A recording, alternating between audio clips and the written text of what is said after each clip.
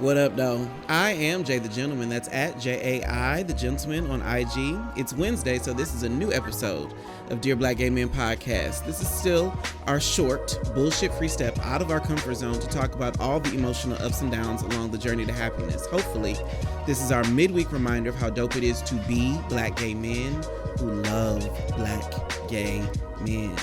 I am Jay the Gentleman. This is Dear Black Gay Men Podcast.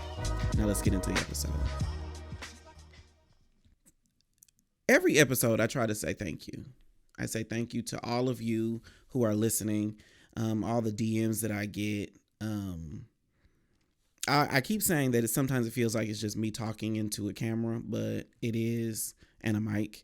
But I'm learning that there are lots of people that are listening to the podcast that I really have come to love and appreciate. Even more so is I go into these spaces like I'll be at a party or I'll be out gallivanting and doing some ratchet shit, and people be like, "Oh, are you the guy with the podcast?" And I'll be like, "Yeah, that's me." Well, first I'll ask like, "Who are you talking about?" And you're like, "Jay the Gentleman," and I was like, "Yeah, that's me." And they'll be like, and then they'll linger because I'm taller than people expected. I am shorter than people expected. I'm thick. You talk about your body weight. I thought you would be bigger.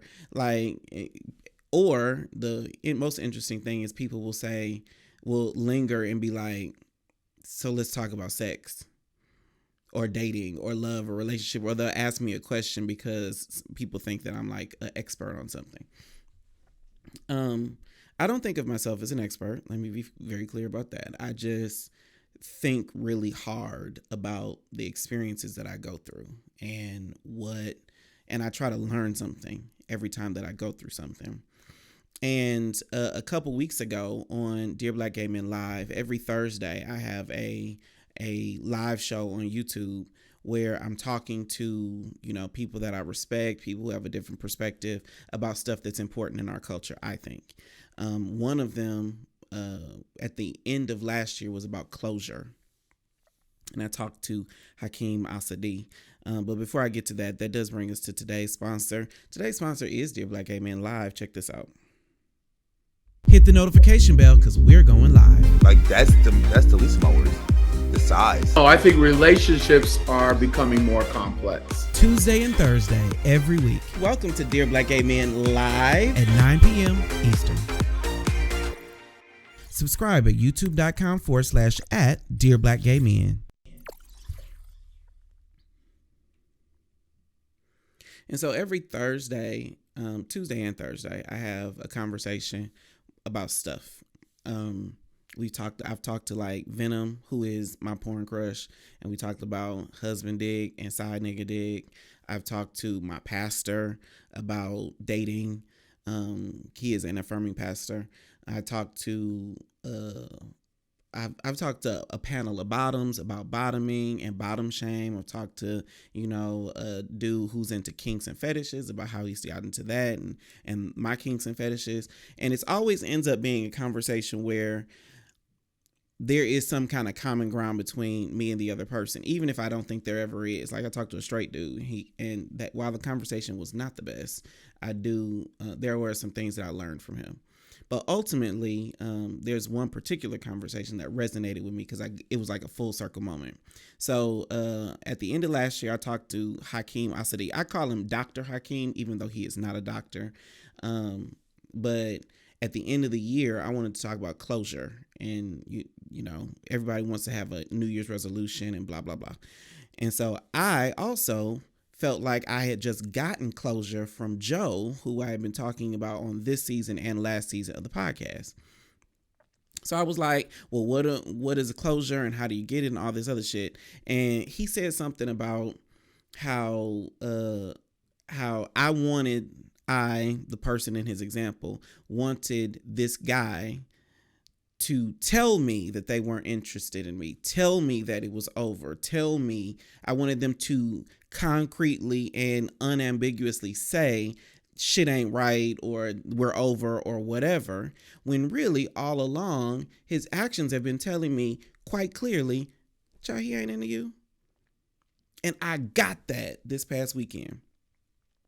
So there was an event that I wanted to go to. I went to one event and then I went to another event. Both of them, the first one, it was at my brother's house.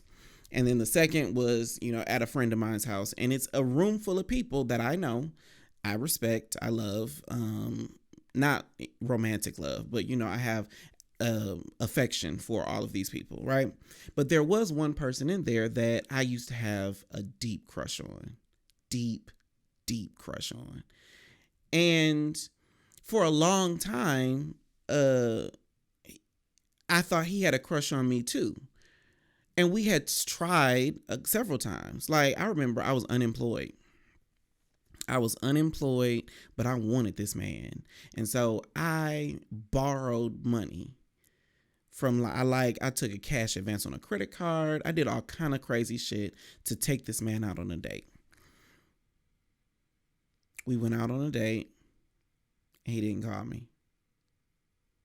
And then later on, we started entangling, and I thought that was appropriate.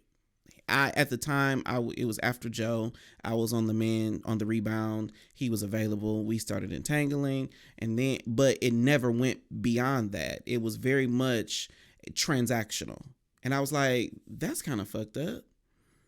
Because I kept saying in my head, I was like, why can't we get past this? Why can't we go farther than this? And I would have conversations. I remember inviting him to my house, and I poured him some wine. And I was like, why can't we become more than this? And then I go to this event, and there he is with his new man. And for 10 seconds, I was like, no, this motherfucker didn't. He gonna go out and get a man. A whole me and my big edge, as my father would say. Your big edge.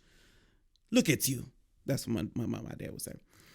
But I'm sitting there fuming because I have been trying for years to get this man to notice me, to get this man to see me, to become more for this man. And here you go, with a whole different man, doing all of the things that I wanted to do with him with somebody else. And then I got the lesson.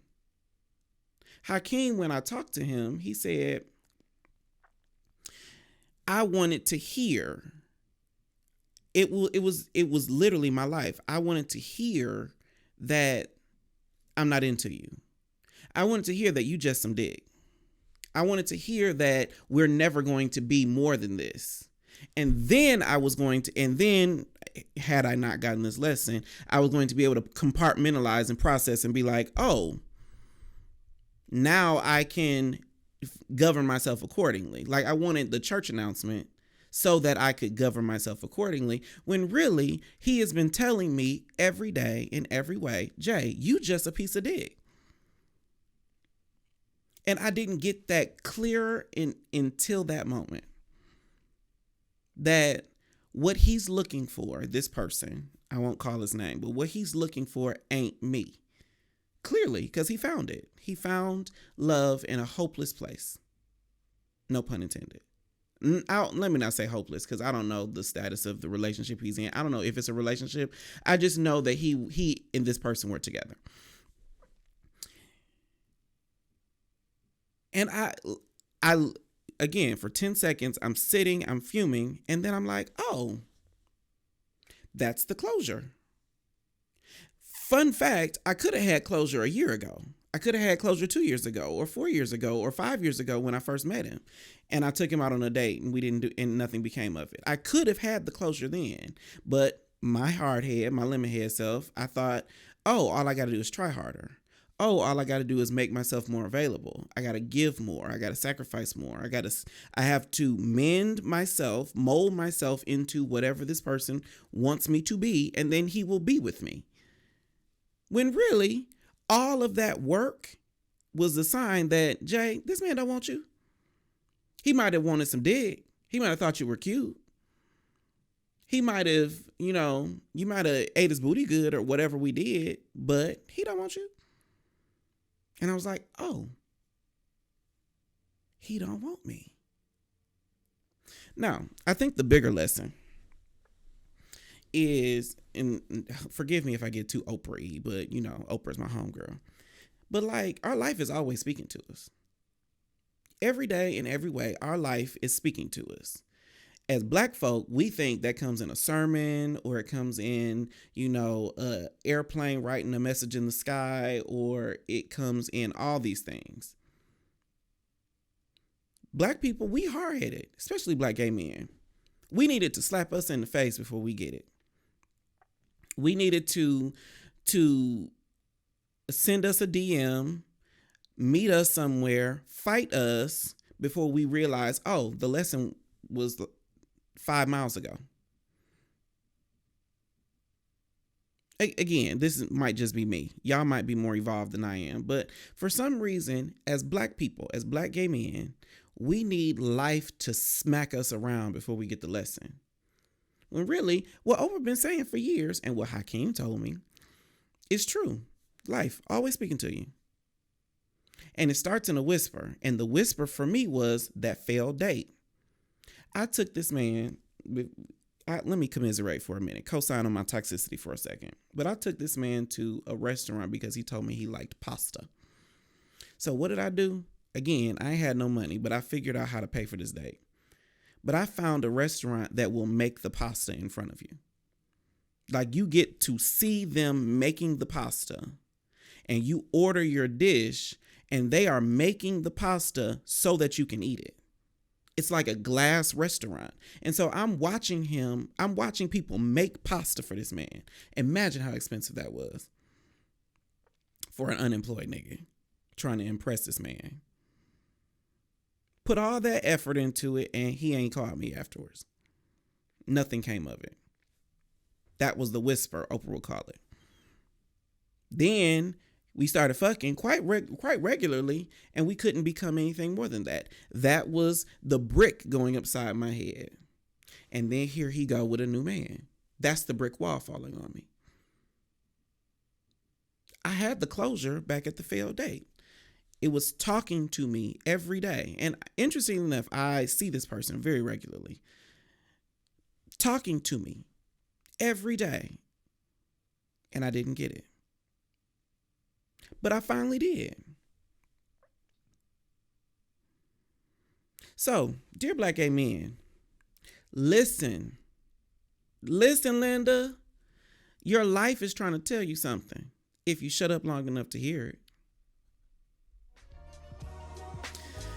That was our show. I am Jay the Gentleman. If this episode made you feel a little more dope, be sure to share with someone who needs a dopeness reminder. We're new every Wednesday, so follow at Dear Black Gay Man on IG so you never miss an episode. I am Jay the Gentleman. That's at JAI the Gentleman. That was our show, and I will talk to you next time. Bye.